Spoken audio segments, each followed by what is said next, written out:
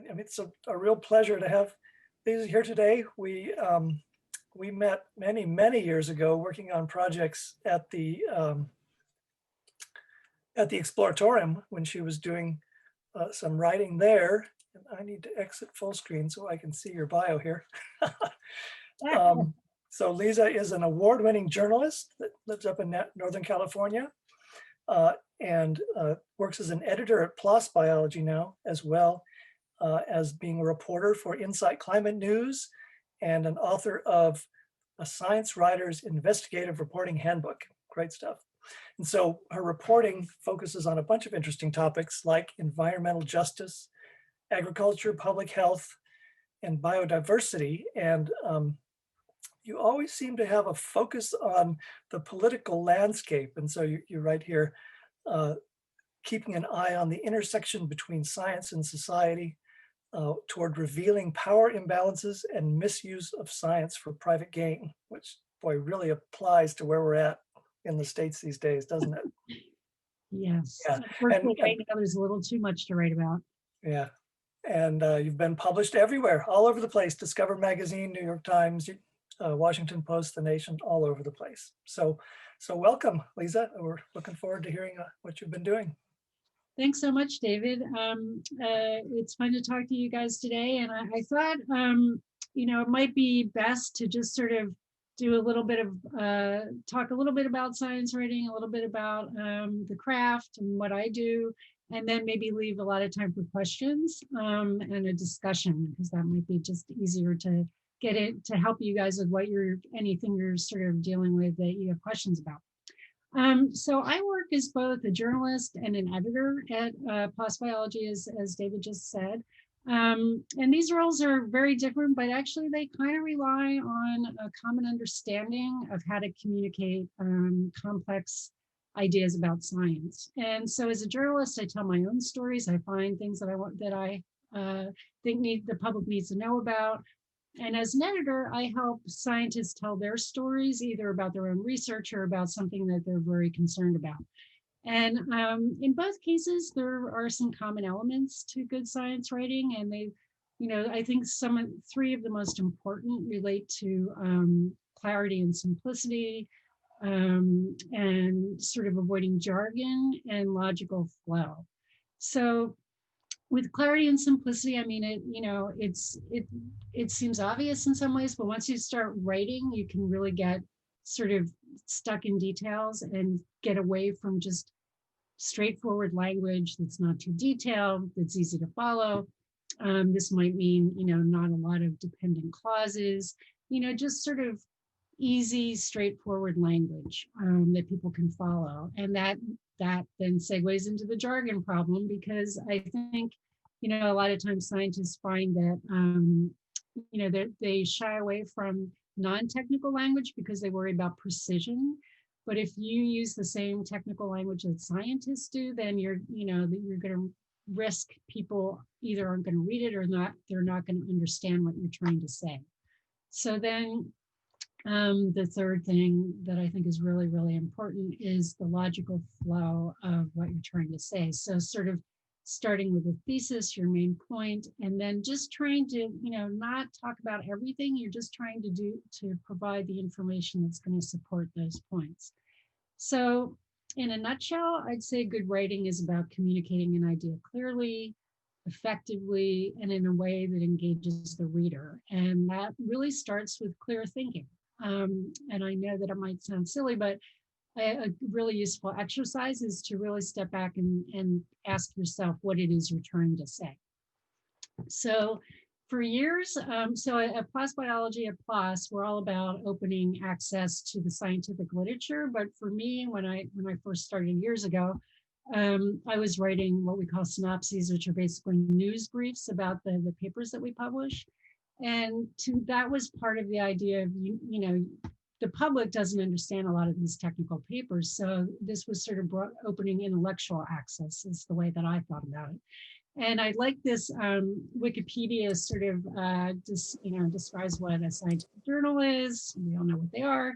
Intended to further progress of science by reporting new research. But this to me is key for what we're talking about, which is that, articles tend to be highly technical, representing the latest theoretical research and experimental results in the field, but they are often incomprehensible to anyone except for researchers in the field. And so I think, given that you guys are at the Protein Data Bank and you're writing about structure, you might appreciate that my least favorite papers actually to write about were structure papers, because the authors kind of just assumed that readers knew why they were trying to solve the structure of the protein. And I can't really tell you how many times I was kind of surprised that they never mentioned that, well, we want to solve the structure of this protein because we think it's involved in neurodegeneration or a metabolic disorder or something. And so the reason we want to, figure out what the structure is so we can develop a target for a drug or some sort of therapeutic intervention. A number of papers never mentioned anything like that. So, I could ask the researcher, but a lot of times I just try to figure out first what this protein might do. And so I remember a corresponding author writing to me and thanking me that he was so thrilled at the synopsis that I had written, because now I could finally explain to his mother what he did. So I guess, one thing I would just say is that writing is hard. And most writers that I know, who I know kind of hate writing. I guess it's a dirty secret of the profession, but it's really hard to just create something from scratch. And I think, it's never perfect on the first try. And I think that many writing teachers will tell you that good writing is pretty much all about editing. Revise, revise, revise. As Nancy Pelosi keeps saying, testing, testing, testing, but writers would say revise, revise, revise. No good writer stops at the first draft. And, part of that is also, it's really important not to get too attached to your words. There's this sort of phrase, kill your darlings, because a lot of times, you might get stuck on something that just sounds really good, but it might not be actually saying what you think it does. So I think at its essence, good science writing takes complex ideas, steps back to look at the context and the background of a research question, why the researcher is looking into the research, and why anyone should care.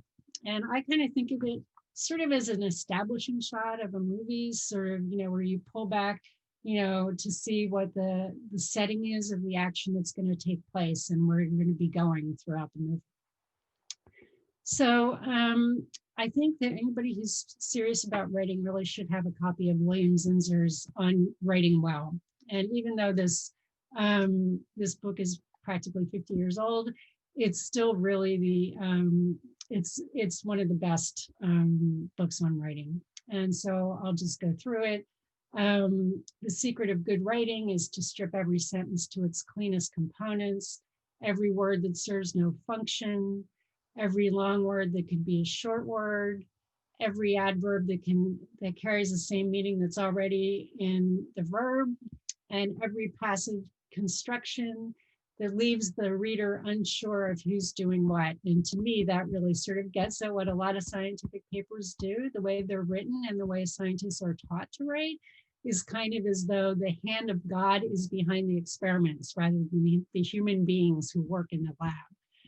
And so he continues, these are the 1,001 adulterants that weaken the strength of a sentence. And they usually occur in proportion to education and rank. And so I should say that David has these slides, so if anybody wants them, he can just share them with you. And so I think with writing, you want to start with an engaging hook that captures the reader's attention so that they they want to keep reading. It's sort of like, well, what happens next? If you put something in there that, sort of captures their imagination, they're going to want to keep reading. And that means you need to ditch the jargon. And I know that can be hard for scientists to do, for the reason I mentioned earlier about, being very precise. But I think, for journalists, we often ask a scientist to explain their work as if they're talking to their mom or dad who's not a scientist.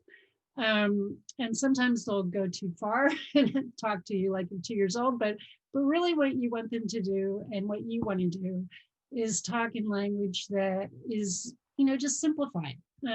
So instead of, talking about trophic structure, you talk about the food web. Instead of using, say, pelagic, you talk about open ocean, or don't use hypoxic, say something's low on oxygen, or, phototaxic, it moves toward the light. So that's kind of the idea. And I do know that it's really easy to get bogged down in the details. I'm having that problem right now, and something that I'm writing about in terms of the potential for SARS-CoV-2 to establish itself in animal reservoirs, and which ones, and what's going to lead to spillovers. And so I totally get it. But you need to sort of stay above the weeds. And think about how your writing might, what you're writing about is going to affect the average person. I like an editor I was talking to the other day said something about like, well, when you're writing about Californian agriculture, think about the person who's opening the refrigerator, how that's going to affect them. And I think that's a good way of thinking about it. And, just sort of step back. And like I said, that doesn't mean you're going to be dumbing down your writing. It just means you're going to really think about how to keep it clear and engaging. And, I know that sort of scientific papers are the opposite of how you want to think about writing a story, because you'll go through all the background, you'll go through the methods, you'll go through, the results in a lot of detail before saying anything about what any of this all means. And so a lot of times the so what doesn't really show up until the conclusion. With the key to telling a good story is to sort of, get that hook in, and then sort of pretty much right away tell the reader what's new, like what you're talking about. And then you can sort of spool back and go back into sort of more details about background. But we talk about it in terms of a nut graph. So you sort of might have a scene that sort of gives you a sense of what's going on, sort of like the establishing shot in a movie. And then you'll have like the nut graph, which is basically like, here's what I'm going to tell you, and here's why it matters, and here's why you should keep reading. Then you get sort of more into the background. So this is a message, is called the message box, as you can see.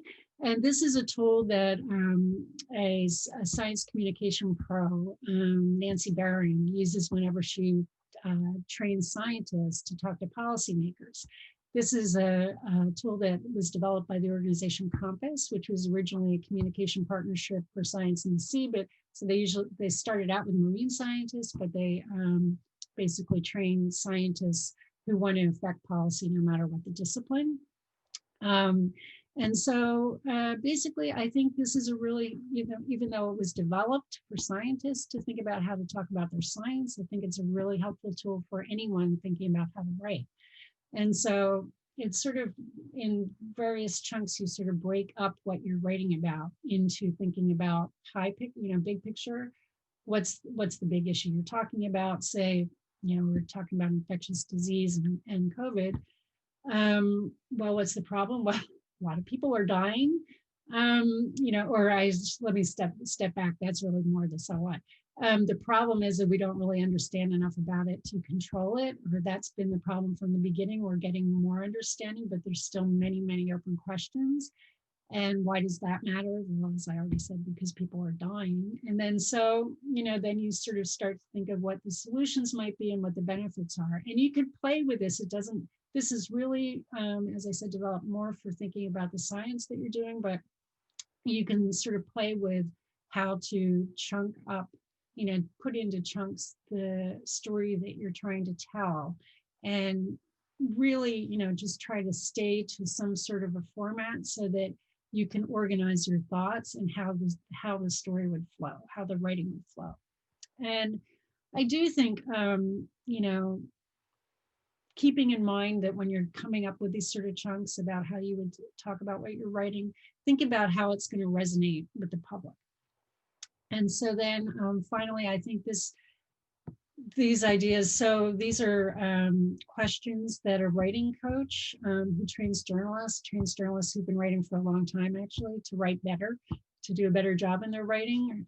Jackie Banashansky came up with these questions. She's a Pulitzer Prize winning journalist who is mostly teaching now. But in the 1980s, she wrote a series called AIDS in the Heartland, which was about a couple who were both had AIDS and actually both ended up dying. And at that time, nobody was talking about HIV, nobody was talking about AIDS, and certainly not in the Midwest. So the way that Jackie talks about it, so the first thing is, and again, these do seem obvious, but it's a lot harder than you would think once you start writing. So when you think about what's my story or what am I trying to write about, if you can't say it in like a sentence, you probably aren't really sure yet. And then to that, another focusing tool is, what is the key point of it? So this is, again, sort of like your thesis. This really helps you focus and sort of keep the extraneous details out, because they can really, bog down the flow of what you're trying to say. And so then getting it relevant to the reader. Why does it matter here and now? And then the last one is sort of getting at sort of universal implications. What does it say about life and the world we live in, the times we live in? And this is kind of like, it's great if you can get there. Not every story will allow you to do that, or not everything you're writing about will allow you to do that. But it's really a useful exercise to help you step back and really think more broadly about what you're trying to say. And so that's really mostly all I've prepared. Just a little joke at the end. This is old. Of course, we all want to write about things that matter. But so I'm happy to answer any questions, and if you guys have specific things you're working on that you need help trying to think through, maybe I can help with that. So should I stop the share, I guess? Yeah, sure. Many thanks, Liza. Boy, really useful. And so I just, for the participants, I just dropped those slides in the Teams, so you can take a look at some of those insights as you're going forward. And this is perfect because this is exactly where all of the teams are at. They're at the time when they have nice outlines that are full of science jargon, and they're trying to craft a story using all of that. So this is spot on. Ditch the jargon. Yeah, so I'm going to take the introducer's prerogative here and ask the first question, which is, can you give us just a little insight into your process and the tools you use? Like, how long do you spend researching things before you start writing? And do you do 2 drafts or 100 drafts, or Well, that yeah. luck? So right now I'm actually working on 3 stories. And so I was working on 2 that were going to be kind of quick. So quick, relatively speaking.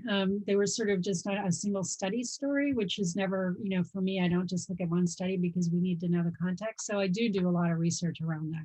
So for instance, I'm looking at one that is about researchers are looking at the harmful algal bloom that happened, I think it was in 2015, which really messed up the crab fisheries around here, which most of you guys probably know because people like to have crab for their holidays.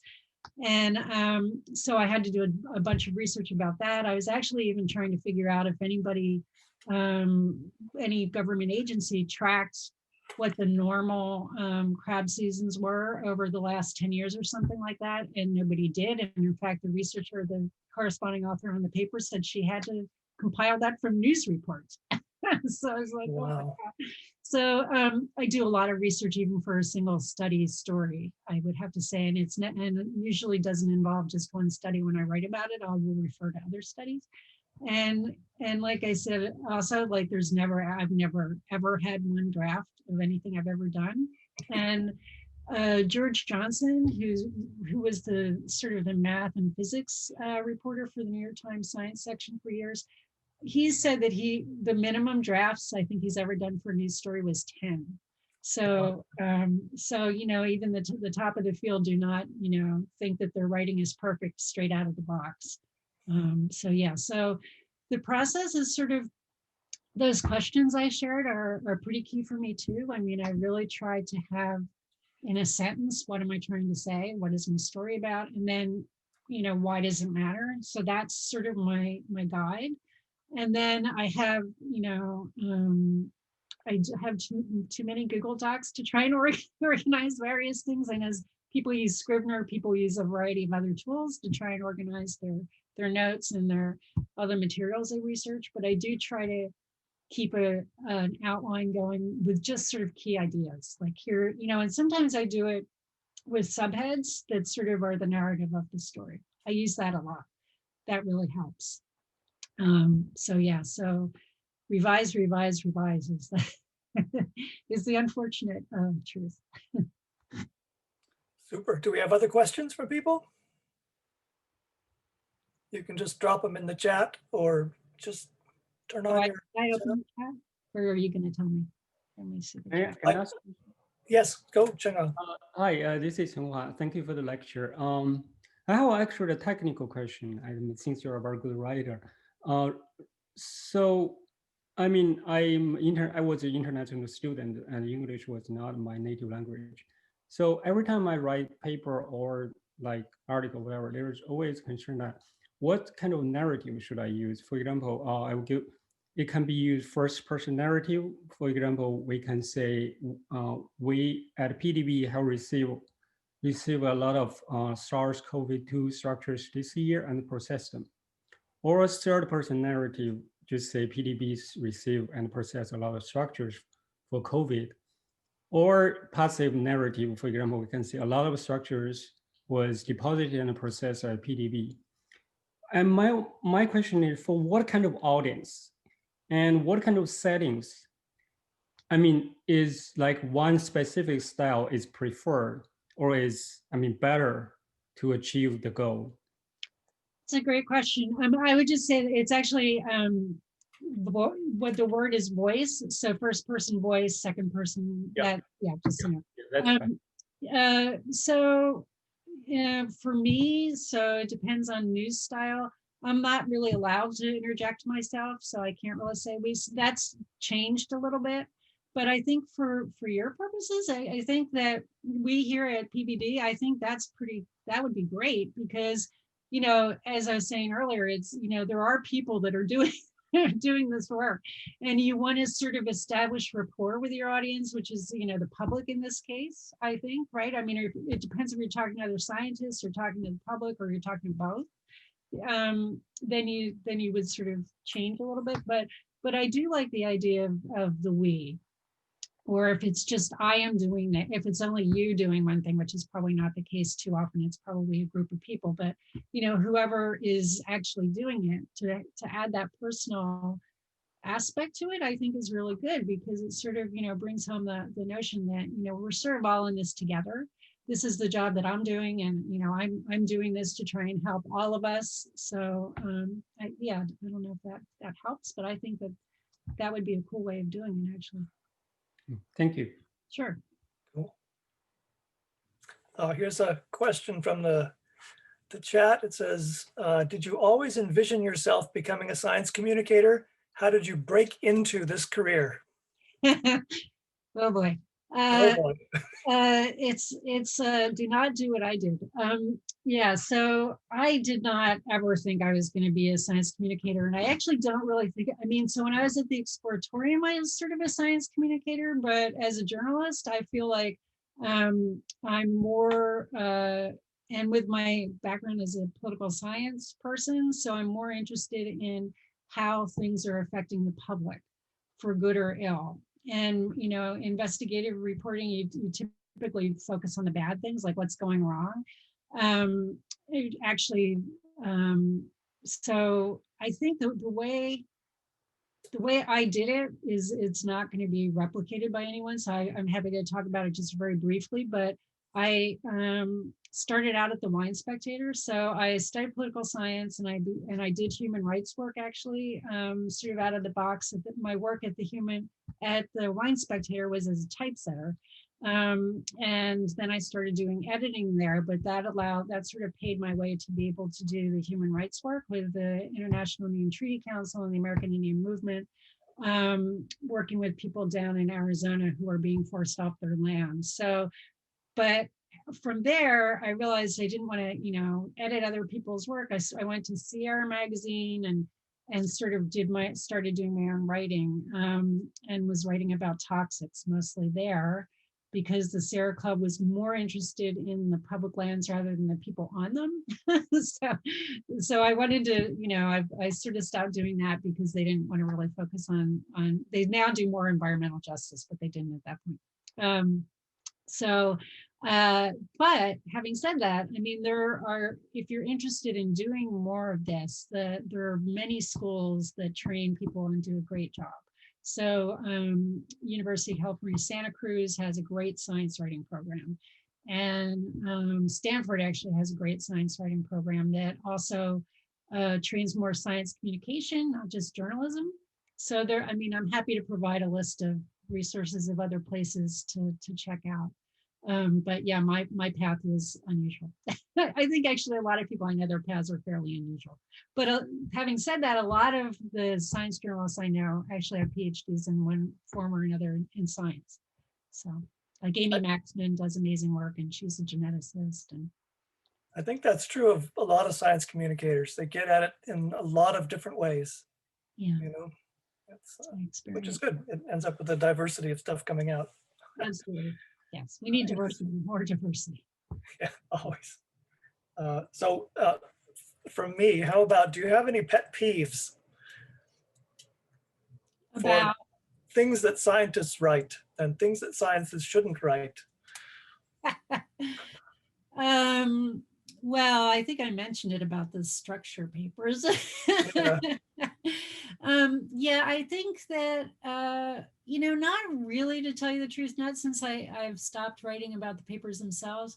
I think that it just is really important. And I think that message box that Nancy Barron created, or her colleagues created, it's really important to just keep in mind why the average person should care about that, and to really recognize that, maybe if you're not using the exact sort of immunological term or whatever, it still can be communicated in a way that people can understand it. And I think that some scientists have a hard time with that.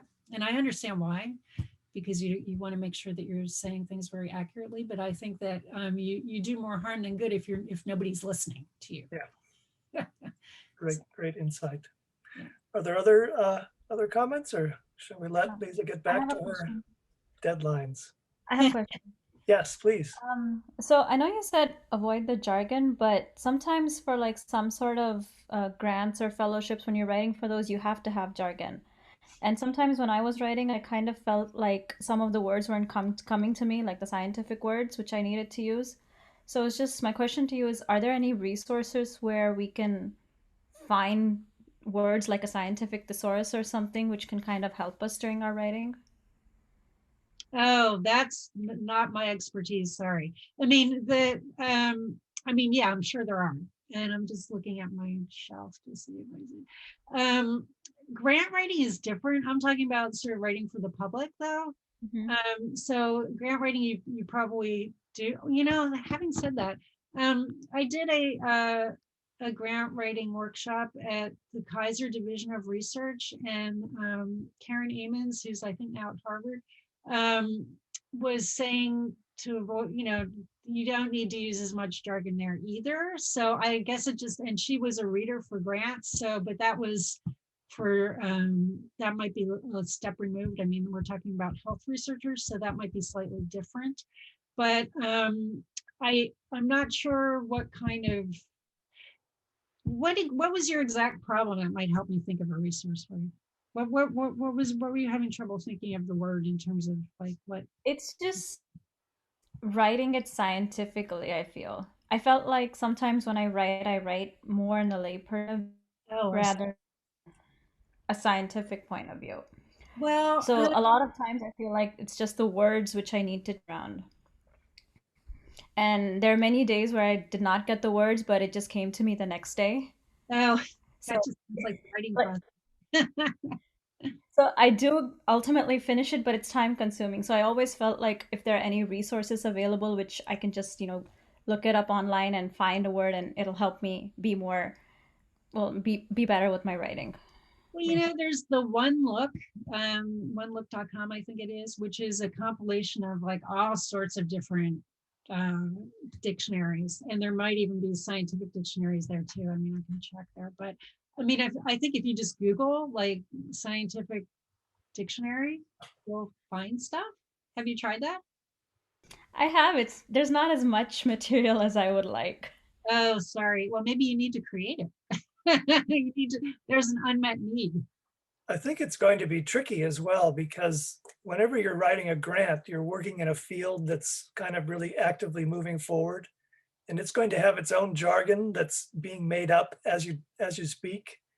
So Good point. it seems to me that you just need to go to the papers in your field and look for the buzzwords people are using that day, you know? What about a grant database too? Like the NIH grantome or whatever, that would probably help if you just use keywords there. That's a good Yeah. idea. Super. Do we have other questions? Hi. Hi. Samuel? Right in there.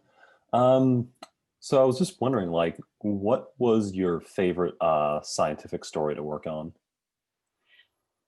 Oh boy. That's really a hard one because I've done so many. I mean, so I think one, actually I can tell you one that I did pretty recently was unusual because I usually write about bad news. And this was actually pretty cool. And it started with one good news story and then it led to another because the same farm I visited was involved in both of the things. So there were these people working in the Sacramento Valley working with rice farmers to actually flood fallow fields in the winter to create habitat for the migrating winter migrants, like, you know, sandhill cranes and all these geese and ducks. And they're also now, that same group is involved in, this is the coolest thing ever, raising salmon in rice fields during the winter so that they have refuge from the predators, which they probably did in the previous days before we levied all the rivers, because they sort of like would come out with periodic floods into the floodplain, and they'd, you know, eat the insects that were growing there. And this is what the scientists are telling me: eat the insects that were growing there. They'd find refugia, you know, from predators. But now in the channelized river, there's no food there. There's no places to hide. They get eaten. So they're basically trying to recreate those conditions. So that was pretty cool. Wow. Yeah, Awesome. see, isn't that pretty cool? And so, you know, that's something everybody can feel good about, because especially in California, farmers and environmentalists do not usually get along. So in the fight over water. Oh, wonderful. Awesome. Thank you. Sure. Good. Other questions? Okay, well, I think people should get back to their writing. But before we all scatter, let's thank Liza for taking time out of her busy schedule to tell us about her work. Oh, we're seeing many, many, many clapping hands showing up. Yeah, and again, I put the slides in Teams, and we're also recording this, so we'll be able to go back and get more insight in the future. Okay. Well, thanks for inviting me. Yeah, many thanks, Liza.